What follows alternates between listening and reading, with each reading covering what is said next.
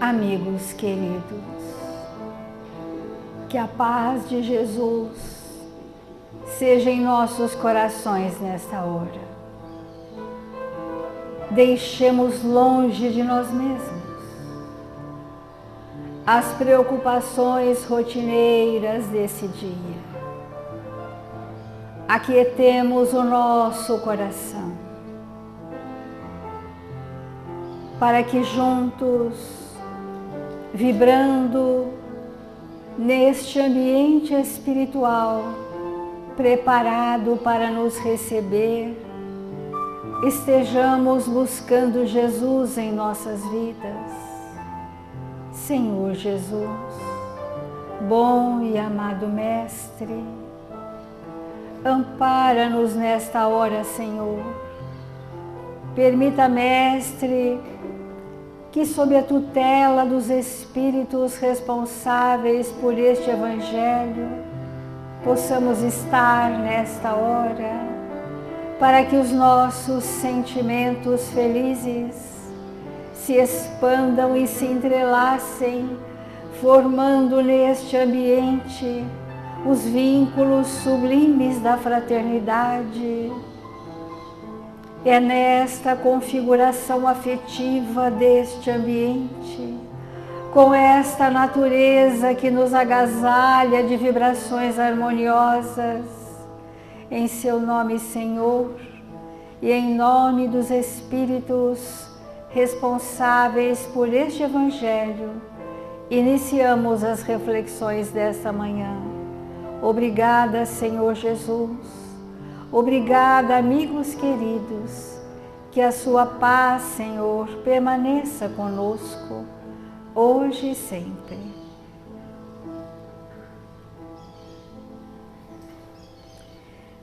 Do Evangelho segundo o Espiritismo, o capítulo 5, Bem-aventurados os aflitos. As aflições humanas são consequência dos nossos desatinos perante as leis. E o Evangelho diz assim, que estas aflições, vicissitudes, acontecimentos, situações que nós precisamos passar, as vicissitudes da vida têm, pois, uma causa. E uma vez que Deus é justo, essa causa deve ser justa. Então nós precisaríamos começar a compreender a nós mesmos quanto à causa das nossas aflições. Olha só, nós não estamos falando que o motivo dos meus desatinos são tais, porque nós já sabemos declarar quais são as nossas imperfeições. Mas o que causou um movimento interno para que a lei divina me reconduzisse ao caminho, e para isso as aflições me seriam necessárias. É isso que o Evangelho está dizendo, olha. As vicissitudes da vida têm uma causa, e uma vez que Deus é justo, essa causa é justa. Eis do que cada um deve compenetrar-se bem. Deus colocou os homens sobre o caminho dessa causa pelos ensinamentos de Jesus. E hoje, julgando-os bastante maduros para compreendê-la, a revelou inteiramente pelo Espiritismo, quer dizer, pela voz dos Espíritos. Porque esse capítulo todo é um capítulo que vai falar de causas, causas das aflições anteriores, causas das aflições atuais, causas dos nossas inseguranças do futuro, as causas. E nós estamos sendo convidados, nesse momento, a refletirmos a causa justa de nós passarmos pelas adversidades que passamos. A semana passada, nós dissemos que quando no mundo espiritual estávamos vivendo graves tormentos, transtornos, porque a nossa consciência desalinhada às leis divinas denunciavam para nós vários sintomas. Sintomas que nós vamos chamar aqui, segundo o capítulo, aflitivos. Nos debatíamos nas nossas dificuldades.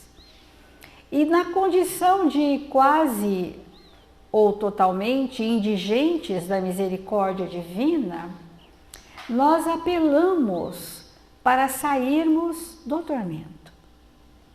Espíritos amorosos que nos acompanham há séculos chegaram até nós para fazerem um plano divino, um plano de amor por nós.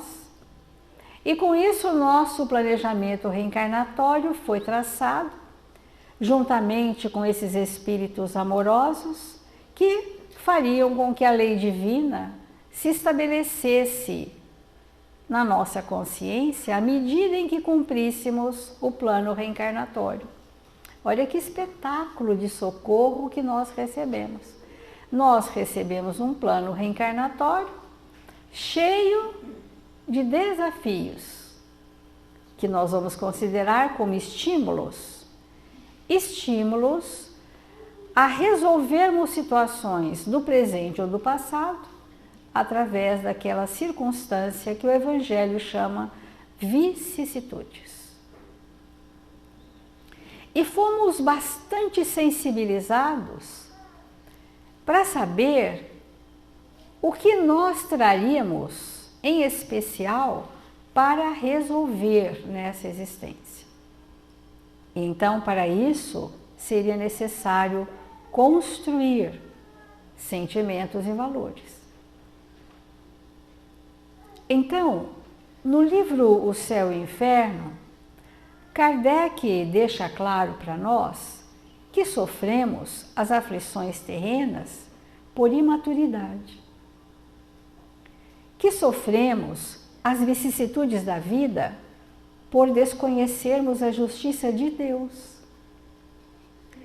que nos rebelamos porque a fé não está construída em nossos corações,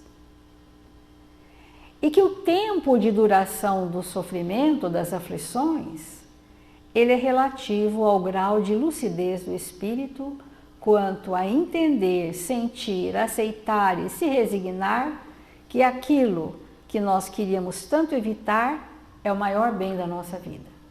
Aí nós estamos na maturidade do senso moral. Quando as questões da vida nos incomodam de tal forma que nos desestruturam, nós temos que perceber que a fé é só um conceito, que não é uma experiência, que a justiça divina eu até entendo, mas não me resigno. Então, é muito importante nós entrarmos doravante no conceito de causas, né? Então, qual será a causa das minhas aflições? Né? Porque se eu não remontar à causa, eu vou sempre querer aliviar sintomas. E eu passo a ser um espírito que busca, através do imediatismo, soluções paliativas. Então, será que nós estamos dispostos a rever em nós os motivos pelos quais nós não entendemos ainda, não aceitamos? Olha, o que eu vou dizer é muito sério, porque hoje em dia, isso que nós vamos falar, está generalizado, que são os medos, as grandes fobias. O que são os medos? Eu tenho medo que façam comigo o que eu fiz a muitos. Esse é o grande medo da humanidade. Eu tenho medo que a vida me traga um retorno daquilo que eu mesmo causei. nas pessoas. E então o planejamento reencarnatório, ele tem como objetivo transformar as nossas culpas, que geraram remorso e hoje geram medo, em oportunidades de novas responsabilidades morais. Olha que bênção! Não precisa se debater. Somos filhos de Deus e vamos receber o quê? Nós vamos receber oportunidades de ajustes para gerar responsabilidade moral com aqueles a quem eu fiz o mal. Esse é o caminho. Então, ao invés de eu ficar preso nos sintomas do remorso do passado, eu posso dizer, estes que aqui estão comigo vieram porque vieram para me tratar. Porque é com eles hoje que eu vou ter responsabilidades morais. É com estes que eu vou seguir e vou construir novos sentimentos e me pacificar. Porque não caberá para aqueles que realmente sentem que Deus é justo e que a causa deve ser justa, esse entendimento. Porque este tipo de aflição, que hoje em dia é um contingente imenso de pessoas, se nós entendermos, olha, hoje eu estou com os mesmos personagens do passado para fazer diferente. E é isso que vai me equilibrar. Então, Emmanuel traz uma lição que vai falar, e a gente vai falar por algumas semanas, a questão da lei de causa e efeito, que é uma lei que nós entendemos intelectualmente, todos nós, mas precisamos sentir em nós. Então, no caminho da elevação, diz essa mensagem de Emmanuel: abençoa os conflitos que tantas vezes te amarfanharam o coração no carreiro doméstico, sempre que o lar apareça por ninho de problemas e inquietações. Porque poderíamos ficar só nessa frase, o lar é o ninho de problemas e inquietações extensivo à grande família. Porque é um cadinho purificador onde nós vamos ali fazer experiências tão redentoras que essas experiências, tendo sido feitas no lar, nós poderemos fazer com todos os nossos irmãos em humanidade. Mas se nós não trouxermos isso como experiência no reduto familiar, é uma ilusão achar que faremos com os distantes aquilo que não fizemos com aqueles enredados conosco há muitos séculos. Então é este laboratório divino, é ali que estão os principais ajustes. E se por acaso a nossa família já está em harmonia, esses ajustes já se fizeram, houve construção de sentimentos, estão havendo construções de sentimento nos relacionamentos, nós já estamos precisando estar disponíveis para o próximo. Muito embora precisamos estar disponíveis todo o tempo, né? Nós não precisamos primeiro resolver todas as nossas questões para irmos ao encontro do próximo, mas elas precisam estar em andamento, para eu sentir que há um movimento interno dentro de nós que favoreça nós estarmos com o próximo e nos dedicando a ele, assim como nós buscamos vencer a nós mesmos. Então, diz Emmanuel, ele vai citar, né, amigos transfigurados em desafios à paciência, chegaram para nós. Pais incompreensíveis que te requisitaram entendimento. Filhos incompreensíveis, convertidos em ásperos inquisidores da alma. Lutas inesperadas e amargas que dilapidam as melhores forças da existência pelo seu conteúdo de aflição. E assim vem um elenco de situações que nós vamos nos enquadrar, porque é da natureza humana passarmos ainda por esse estágio. Então, diz Emmanuel, aceita as intimações do Calvário doméstico. Aceita a afeição com que se mostrem como quem acolhe o remédio indispensável à própria cura. Quer dizer, o que os Espíritos nos sugerem é que a gente saia da rebeldia. Porque quanto mais relutante nós formos, mais sofrimentos. Então, e para finalizar, nós dizemos assim: Jesus não afirmou que se alguém desejasse encontrá-lo, necessitaria proclamar-lhe as virtudes. Não disse isso. Mas disse sim, que os candidatos à integração com ele precisariam carregar a própria cruz e seguir-lhe os passos. Isto é, suportar com serenidade e amor, entendimento e serviço os deveres de cada dia. A docilidade às leis divinas, entendendo o significado de cada um na nossa vida, é assim que nós vamos remontar à causa da nossa necessidade evolutiva.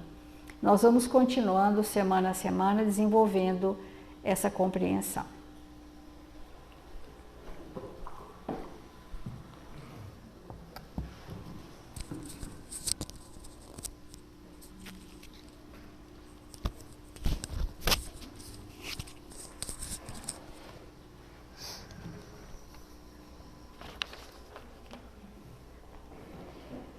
Irmãos, é tão importante compreendermos que tudo que nós fazemos funciona como um bumerangue. A gente lança e ele volta. O bem que a gente faz, os desajustes que vivemos, o mal que lançamos, né? Tudo que sai de nós, volta para nós, intensificando as características que promoveram aquele lançamento de vibrações. Então, aonde quer que nós nos encontramos, nós estamos modificando o ambiente. Em qualquer lugar que nós chegamos, o ambiente, sobre algum aspecto, vai se modificar. Se nós chegamos nervosos, aquilo logo contamina e quem está menos avisado começa a se agitar. Se nós chegamos calmos, a mesma coisa. Vamos acalmando o ambiente. Então, mesmo as plantas, né, e tudo que é da criação divina, aonde cada um de nós, como criatura, está, nós modificamos o ambiente. Então, quando nós olhamos para a natureza e vemos uma árvore e sentamos embaixo daquela copa, nós sentimos um grande bem-estar, se temos sensibilidade para isso. Por quê? Porque aquela criatura que está ali, ela está em conexão com Deus na sua plenitude e através dela flui tudo que é divino. E aquilo esprai ao redor dela as vibrações.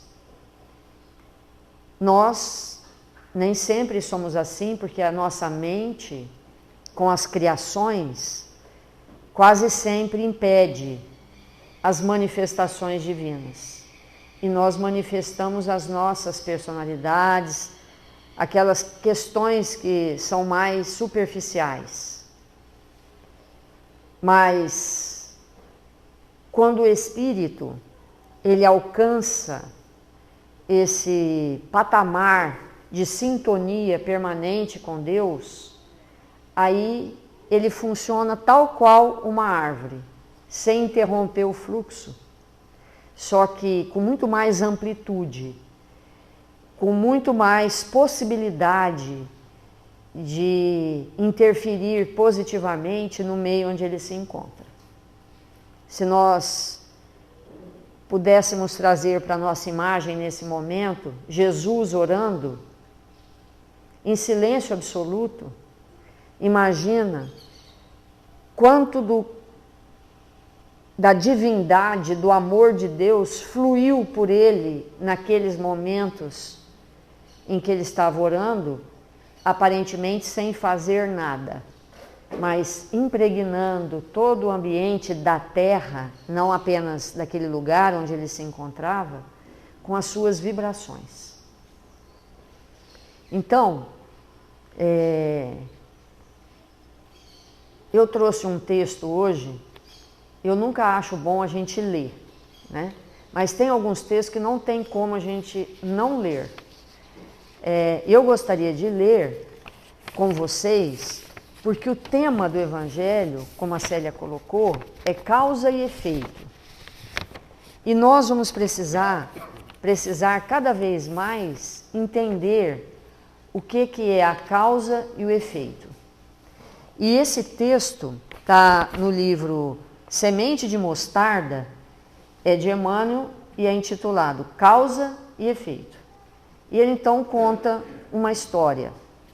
Ele diz assim: Enoque era um ancião que abeirava dos 100 janeiros, próximo dos 100 anos, residindo numa choça que se encostava em uma peroba, cuja idade renteava como a dele. Alimentava-se de frutas e chá que improvisava com folhas aromáticas e água quente.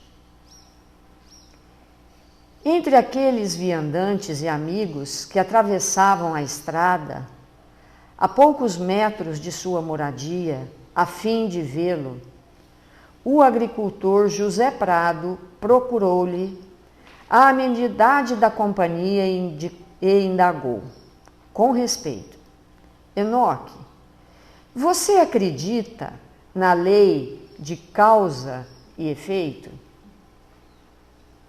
Como não? Respondeu o interpelado com voz trêmula. A idade me passa nas costas há vários decênios e nunca vi um só caso em que essa lei da vida não viesse ser.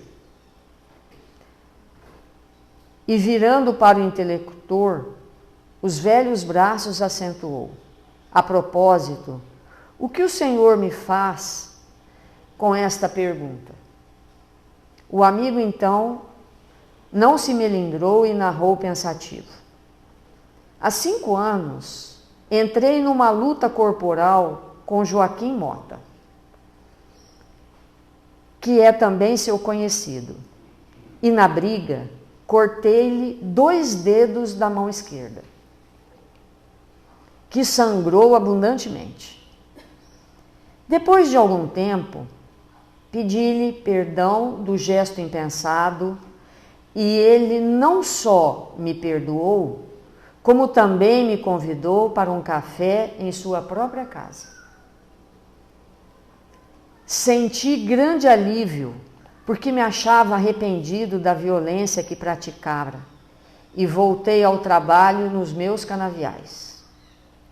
Ontem, porém, coloquei meu facão num galho de árvore para limpar a plantação nova e distrair-me sem notar que o dia de calor nos mergulhara a todos, e os meus auxiliares e eu, de repente, nos vimos numa ventania brava. Aproximava-se o agaceiro e corremos, em busca do resto de casa velha do seu Antônio, e quando passei a passo rápido sobre o galho da aroeira que havia guardado o facão, ei-lo que despenca sobre mim, sem motivo aparente, cortando 2 dedos da mão esquerda.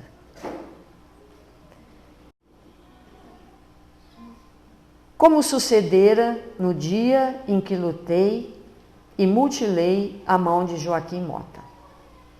O narrador fez uma pausa e silenciou. O senhor acredita que eu tenha sido executado segundo as leis de causa e efeito? Enoque tossiu e falou com sua voz cansada. Acredito que sim.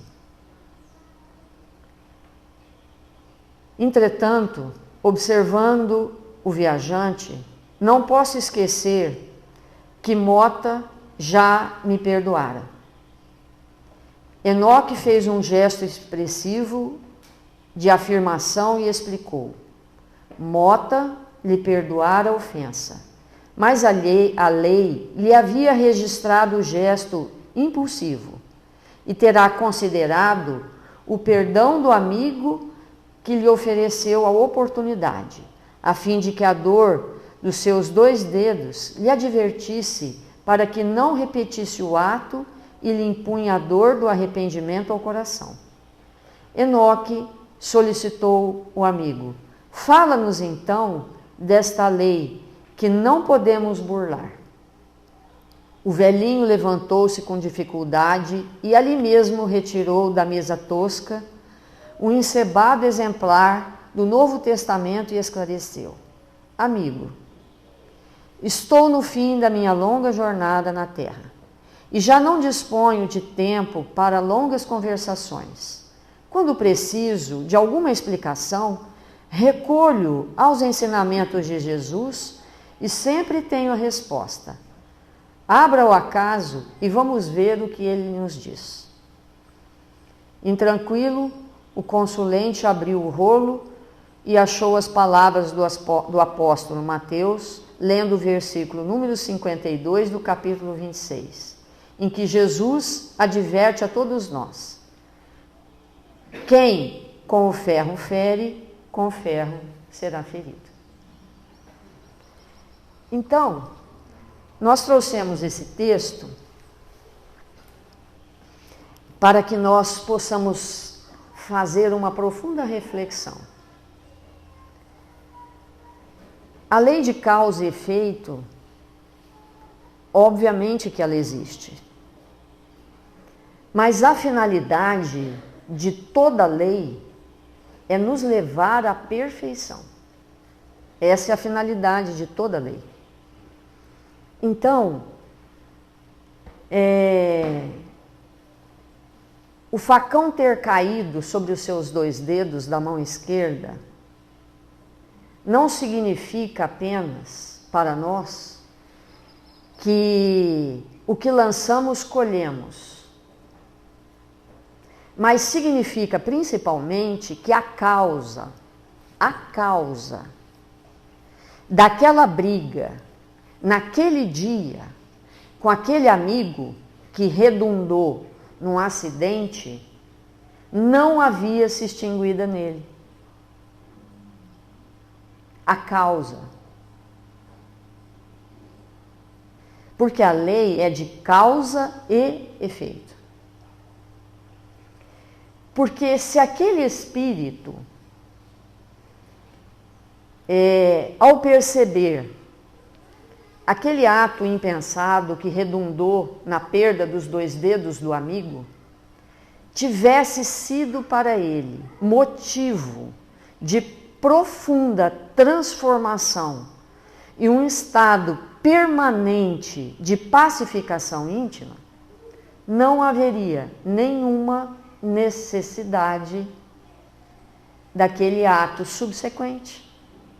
Porque a lei é de causa e efeito. Se ele tivesse estabelecido na sua intimidade outras causas de paz, causas de saúde, causas de temperança, o efeito daquele vento, naquela foice pendurada na árvore, teria sido outro. Então, como a Célia colocou, nós vivemos e cada vez mais numa verdadeira pandemia de ansiedade, porque nós sabemos que o que nós praticamos do mal hoje, ele vai nos encontrar amanhã, porque não estamos transformados e nem nos transformando. Então, o medo que cada um de nós tem sobre algum aspecto, que não importa qual é, e que nos causa pânico, e que nos envolve em vibrações de profunda ansiedade, é porque, não tendo transformado a causa do que tememos, o que tememos vai nos alcançar.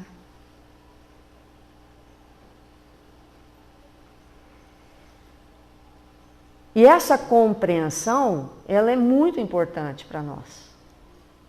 Ela é muito importante. Vamos pensar, cada um de nós, qual é a nosso principal temor. Aquilo que a gente fala, nossa, não fala isso comigo, que eu me desorganizo. Se isso acontecer, é capaz de eu enlouquecer. Não é?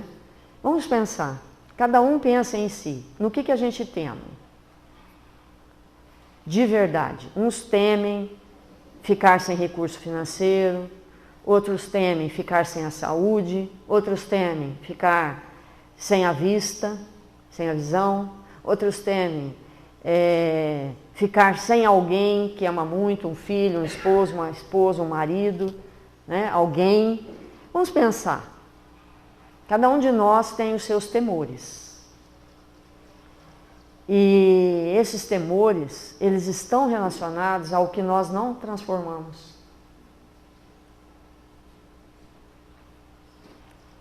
Porque nós recebemos a oportunidade divina de estarmos aqui e agora, onde nós nos encontramos, porque o ambiente que nos cerca, as pessoas que nos envolvem, a doutrina que escolhemos para fortalecer o nosso pensamento e os nossos sentimentos, o trabalho profissional que nós elegemos, enfim, tudo que nos cerca, como um planejamento divino, ele existe para que nós possamos fazer essas mudanças e alterar as causas dentro de nós. Então aí a gente vai perguntar, a causa, a lei de causa e efeito existe? Existe. Funciona sempre da mesma forma? Sempre da mesma forma. Mas particularmente para cada um. Porque uma outra pessoa poderia ter se envolvido numa briga semelhante, cortado os mesmos dedos de um amigo e não ter passado por aquilo. Embora, se ele não passou, é porque a causa e efeito, a lei de causa e efeito funcionou nele, de outra forma. Então, refletir nisso é muito importante. Porque tudo que nos acontece, tudo, hoje, daqui 5 minutos, o ano que vem, é fruto dessa lei, causa e efeito. E é muito importante que possamos compreendê-la. Vamos fazer a nossa prece.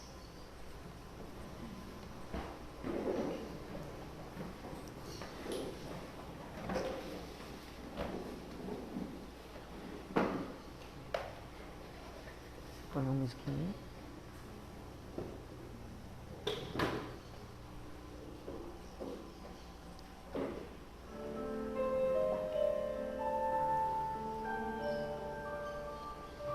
Deus, nosso Pai, Jesus, nosso Mestre, que alegria, Senhor, nos encontramos aqui para aprender e aprender as lições de vida eterna. Que nós possamos cada vez mais abrir os nossos corações para nos transformarmos em espíritos vinculados ao seu amor, Senhor. Para que Deus, nosso Pai, possa se manifestar através de nós. Que nesse momento tão importante da nossa vida, possamos, Senhor, reconhecer todas as bênçãos que nos chegam como oportunidades redentoras para nos fazermos espíritos melhores. Obrigado, Senhor, pela nossa família. Obrigado, Senhor, pelos nossos amigos, pelos seus exemplos vivos, desse evangelho extraordinário que nos move ao entendimento cada vez mais profundo do quanto somos necessitados do amor e da verdade para nos tornarmos espíritos fiéis servidores na sua gleba, amparando aqueles que se encontram caídos, fortalecendo aqueles que necessitam de nós, que nos dão a oportunidade de servir e servindo, nos fazemos melhores. Obrigado, Senhor, pelas oportunidades redentoras que a vida nos oferece, pelos desafios que sempre nos aprontam para tarefas maiores. E confiantes no seu amor e na sua misericórdia, Senhor, rogamos amparo à nossa família, a toda a humanidade, que estejamos atentos para oferecer a todos que nos cercam o que temos de melhor. Sê conosco, Senhor, agora e sempre. Que assim seja.